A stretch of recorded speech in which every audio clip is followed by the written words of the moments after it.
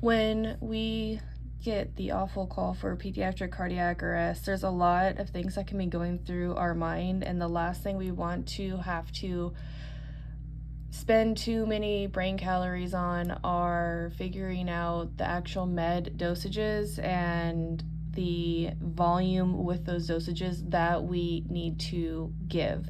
So I'm going to do a long explanation of the pediatric cardiac arrest, the epi, the actual dose, the volume that goes with that, and then I'm going to show you how to instantaneously know what you need to pull up out of your 1 to 10,000.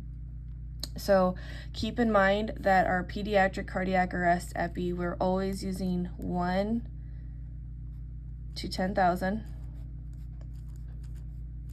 epi, and this comes in 1 milligram in 10 milliliters. If we were talking about epi 1 to 1,000, it would be 1 milligram in 1 milliliter, but this is epi 1 to 10,000 because it is diluted, okay?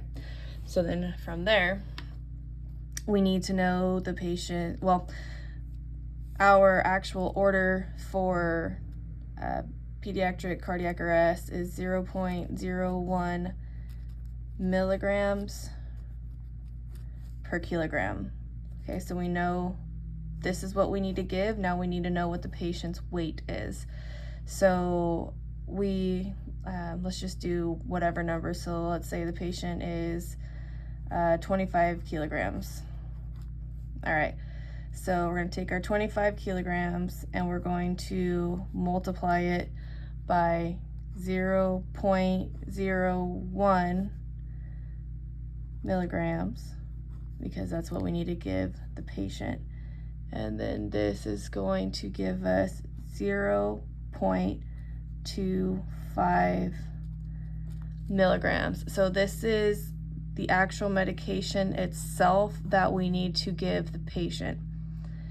Now, if this is like an allergic reaction and we needed to give epi 1 to 1,000, then it would be 0.25 milliliters also, but we're not talking about epi 1 to 1,000, we're talking about epi 1 to 10,000, and we have 10 milliliters instead of 1, so we need to keep that into consideration. So we know we need our desired dose right here, 0.25 milligrams. Always keep your units straight, and we're gonna put it over 1. This is just a placeholder, okay? So this is what we are trying to give the patient, and then we're going to multiply it by our dose on hand. So this is our dose on hand. So since we have milligrams on top here, I'm going to take my milligrams, I'm going to put it on the bottom over here so we can cross cancel, and then my 10 milliliters is going to go on top, 10 milliliters.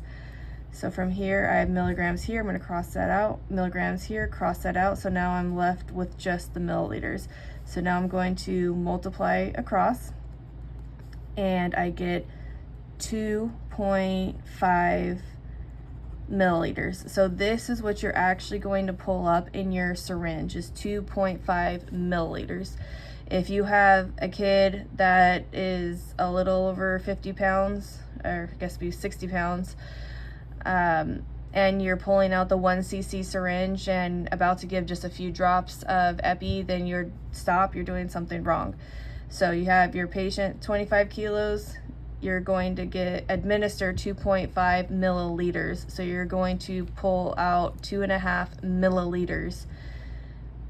So if you look at 25 kilogram patient needs 2.5 milliliters, then you can realize that all you actually have to do is put a decimal in the middle of their kilos. So it really doesn't matter how much the patient weighs. If you have a 15 kilo patient, then all you're going to do is put a decimal in the middle, and it's going to be milliliters. If you have a really small kid, say 5 kilogram patient, you still need 2 numerical values. So all you're going to do is put a 0 in front of that 5, and again, drop that decimal right in the middle, and you're going to administer 0.5 milliliters. And this works for literally any kid at all. All you need to know is their kilos, and then you're just going to move that decimal place over 1, and you've got your milliliters.